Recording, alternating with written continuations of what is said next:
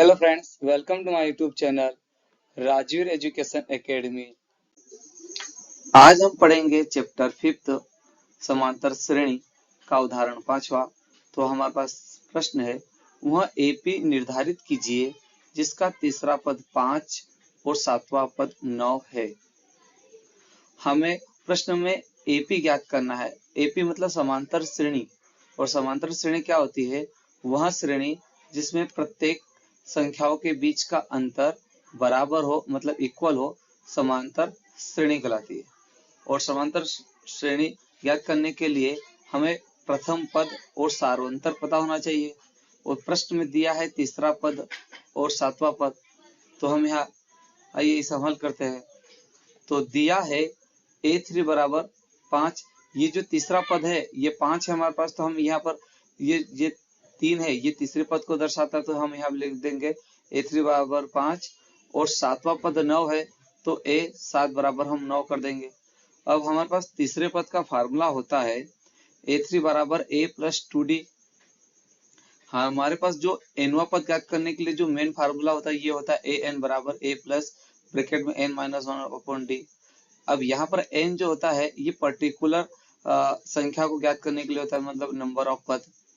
और यहाँ पर हमें तीसरा पद ज्ञात करना है, मतलब तीसरा पद है तो 3, तो हम n के प्लस पे 3 पुट कर देंगे, तो यहाँ 3 हो जाएगा। और यहाँ पे भी n के प्लस पे 3 कर देंगे और 3 माइनस 1 करेंगे तो 2d आ जाएगा। तो हमारा फार्मूला a3 बराबर a प्लस 2d बन गया। अब यहाँ पर हमारे पास n का मान 7 है, तो हम यहाँ 7 पुट कर देंगे, तो यहाँ पर हम 7 माइनस 1 करेंगे देंगे, तो हमारे पास an आ जाएगा, मतलब a7 का फार्मूला आ जाएगा a प्लस 6d। मतलब यहाँ से एक हमको एक कम करना है। अब यहाँ पर a3 हमारे पास 5 है, तो हम यहाँ पर a3 की वैल्यू पुट कर देंगे 5, तो हमारे पास आ जाएगा 5 बराबर a प्लस 2d। अब यहाँ पर हम क्रम चेंज कर देंगे, हम यहाँ पर a प्लस 2d बराबर 5 कर देंगे, हमने यहाँ पर क्रम चेंज कर दिया और इसे हम समीकरण 1 नाम दे देंगे। अब हमारे पास सातवां पद है a7 बराबर 9, तो हमारे पास सातवां पद का फार्मूला होता है a7 बराबर a प्लस 6d। हमने यहाँ पर n के प्लेस पे 7 रखा है और 7 माइनस 1 करेंगे तो 6d हो जाएगा। अब यहाँ पर a7 का मान है हमारे पास 9, तो हम यहाँ पर वैल्यू पुट कर देंगे, तो हमारे पास 9 बराबर a प्लस 6d आ जाएगा। यहाँ पे भी हम क्रम चेंज कर देंगे, तो हमारे पास a प्लस 6d बराबर 9 आ जाएगा। इसे हम समीकरण 2 नाम दे देंगे।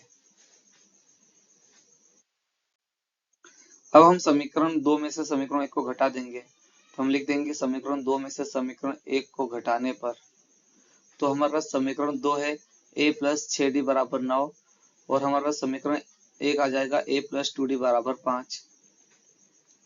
अब जब भी हम किसी एक पद को दूसरे पद में से घटाते हैं तो यहाँ पर साइन बदल जाते हैं, तो हमारे पास a प्लस का है तो माइनस हो जाएगा, ये भी प्लस का है तो ये माइनस हो जाएगा, और 5 भी प्लस का है तो माइनस हो जाएगा। अब यहाँ पर ये a प्लस का है और ये माइनस का a बन गया है, इसलिए प्लस माइनस कैंसिल हो जाएगा।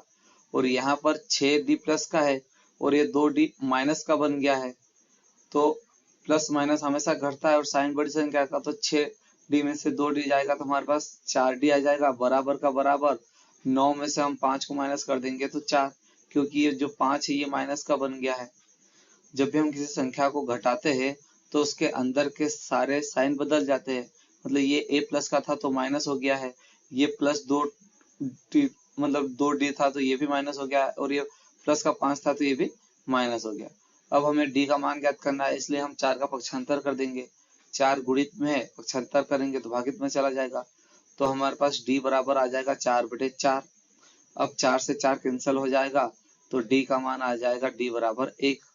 अब हमें d का मान ज्ञात कर लिया है, अब हमें प्रथम पद ज्ञात करना है, तभी हम समांतर श्रेणी ज्ञात कर सकते हैं।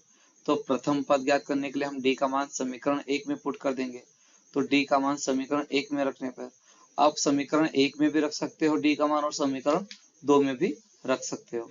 तो हमने यहाँ पर d का मान समीकरण 1 में रखा है, तो हमारे पास समीकरण 1 है a प्लस 2d बराबर 5। अब यहाँ पर हम वैल्यू पुट कर देंगे, हमें a प्रथम पद ज्ञात करना है, इसलिए a का a कर देंगे प्लस का प्लस 2 का 2 कर दिया और डी का मान 1 है तो गुणित 1 कर दिया बराबर 5।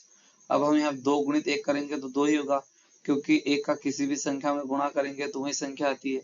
तो यहाँ पर हमारे पास आ जाएगा a प्लस 2 का 2 बराबर 5। अब हम यहाँ पर a का मान ज्ञात करने इसलिए 2 का पक्षांतर कर देंगे और 2 प्लस में है, पक्षांतर करने में माइनस हो जाएगा। तो हमारे पास संख्या आ जाएगी a बराबर 5 का 5 और ये प्लस 2 का पक्षांतर किया है, प्लस का है तो माइनस का 2 हो गया। अब 5 माइनस 2 कर देंगे तो a बराबर आ जाएगा हमारे पास 3। तो हमारे पास प्रथम पद 3 आ गया और सार्वंतर d बराबर 1 आ गया। मतलब अब हम इस पद में एक एक जोड़ते जाएंगे तो हमारे पास समांतर श्रेणी आ जाएगी। तो हमारे पास AP आ जाएगा 3। 3 में मतलब सार्वंतर का मतलब होता है कि एक हम जोड़ते जाते हैं तो हमारे पास अगला पद आता है। तो 3 में एक जोड़ेंगे तो 4, 4 में एक जोड़ेंगे तो 5, 5 में एक जोड़ेंगे तो 6, 6 में एक जोड़ेंगे तो 7। तो इस प्रकार से हमारे पास एक समांतर श्रेणी आ गई और इसे हमें ज्ञात करना था। तो हम लिख देंगे अतः समांतर श्रेणी AP 3, 4, 5, 6, 7 डैश डैश है।